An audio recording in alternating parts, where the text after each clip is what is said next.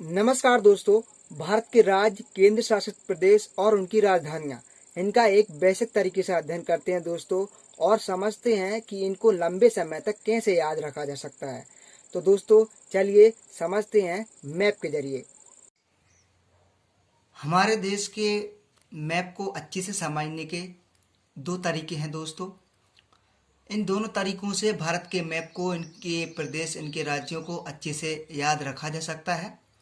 पहला तरीका होता है कि आप दोस्तों सभी जो मैप है पूरा भारत का, उन सभी राज्यों को 4 दिशाओं में जो है डिवाइड कर सकते हैं, एक एक करके। जैसे कि उत्तर के राज्य याद कर लेते हैं, या जैसे जम्मू कश्मीर, पंजाब, हरियाणा, हिमाचल प्रदेश, उत्तराखंड, ये ऐसे इस प्रकार से। फिर पश्चिम के याद कर लेते हैं, फिर दक्षिण के याद कर लेते हैं, ये सातों चारों पांचों। फिर उसके बाद पूरब के प्रदेशों को याद कर लेते हैं, ये सभी। और फिर बीच के, इस तरीके से भी दोस्तों याद रखा जा सकता है और अच्छी तरीके से। लेकिन इसमें थोड़ी समस्या आ सकती है। दूसरा तरीका होता है दोस्तों कि आप सभी जो है भारत के मैप को उत्तर से लेकर दक्षिण की ओर जो है सभी के किनारे के प्रदेशों को, जैसे कि उत्तर से पहले फिर पश्चिम की ओर जाते हुए दक्षिण को जो है सभी प्रदेशों को किनारे किनारे याद करते जाते हैं, ऊपर से लेकर नीचे तक। फिर दक्षिण से लेकर फिर उत्तर तक जाते हैं, पूरब की ओर जाते हुए किनारे के सारे प्रदेशों को याद कर लेते हैं, समझ लेते हैं इनकी लोकेशन, इनकी सारी स्थिति को। फिर बीच के, इसके पश्चात सातों आठों जो प्रदेश बसते हैं, इनकी लोकेशन, इनकी सीमा और तथा इनकी राजधानियों को समझते हैं।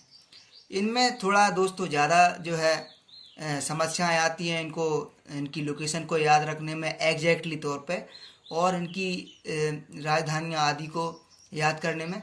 इनकी थोड़ा नाम इंग्लिश में है, कुछ कुछ थोड़े अटपटे से नाम लगते हैं। लेकिन इनको भी बार बार याद करके, समझ के, इन पे ध्यान दे के इनको जो है याद अच्छी तरीके से किया जा सकता है दोस्तों। इन पे थोड़ा ज़्यादा समय देंगे दोस्तों। चलिए दोस्तों हम अभी स्टार्ट करते हैं।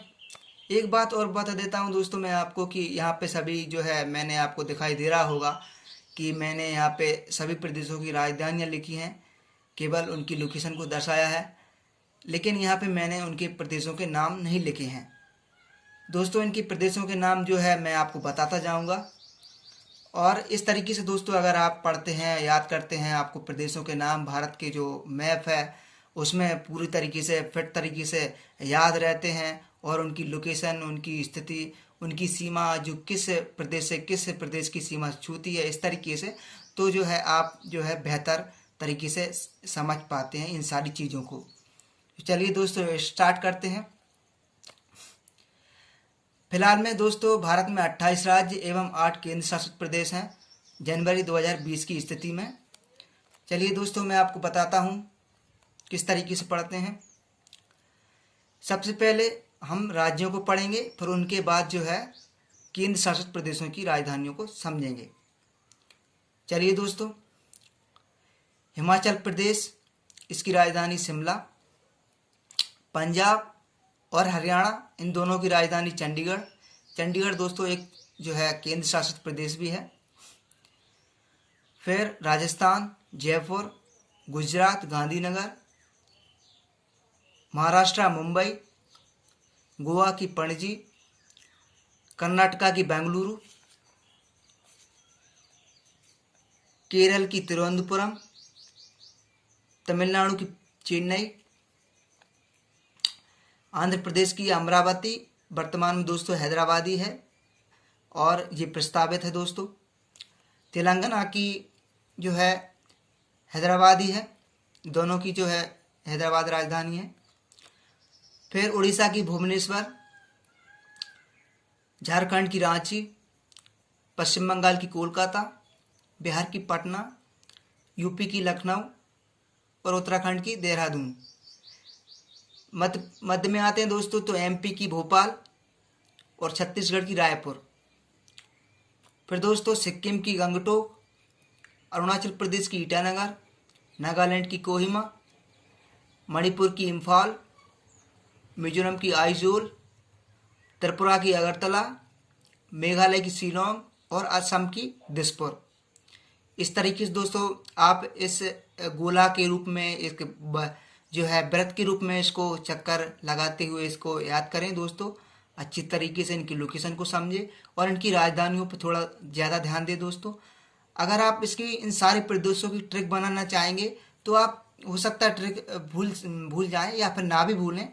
लेकिन अगर आप दोस्तों अगर मैप में इसको समझ लेते हैं और इनकी लोकेशन को जान लेते हैं तो दोस्तों ये हमेशा के लिए बन जाती है आपके माइंड में। आपको कोई ट्रिक याद करने की आवश्यकता नहीं रहती है। आप लोकेशन बेस, अब जब भी आपके पास जो है राजधानियाँ एवं राज्यों की बात आती है आपका माइंड लोकेशन को कैच कर लेता है दोस्तों। इसलिए मैंने दोस्तों आपको मैप के जरिए समझाने का प्रयास किया है कि इस तरीके से अगर आप जो है राजधानियों को याद रखेंगे, याद करने का प्रयास करेंगे तो पूरा का पूरा जो है भारत का जो है हमारे देश का मैप आपके माइंड में बन जाएगा। चलिए दोस्तों आप केंद्र शासित प्रदेशों को समझते हैं। ये सारे 28 जो है हमारे राज्य हो गए, इनकी राजधानियाँ देख ली दोस्तों। अब देखते हैं दोस्तों केंद्र शासित प्रदेश जो कि 8 हैं। सबसे पहले ऊपर से करते हैं। पहले जो जम्मू कश्मीर दोस्तों राज्य था, अब जो है इसकी 2 प्रदेश बन गए हैं केंद्र शासित प्रदेश।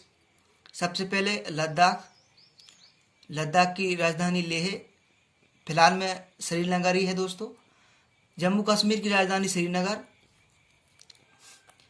चंडीगढ़ की राजधानी चंडीगढ़, क्योंकि जो केंद्र शासित प्रदेश होता है दोस्तों उसकी राजधानी हो सकता है ज़्यादातर वही होती है जो उनसे केंद्र शासित प्रदेश होता है।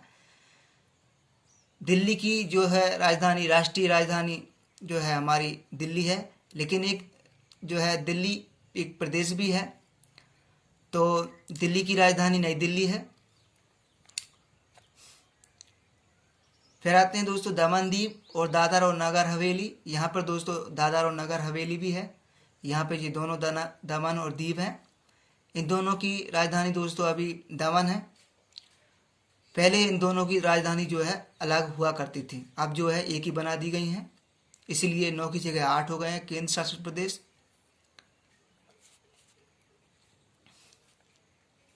फिर दोस्तों लक्षद्वीप की राजधानी कवारती, पुदुचेरी की राजधानी पुदुचेरी, अंडमान निकोबार द्वीप समूह की राजधानी पोर्ट ब्लेयर।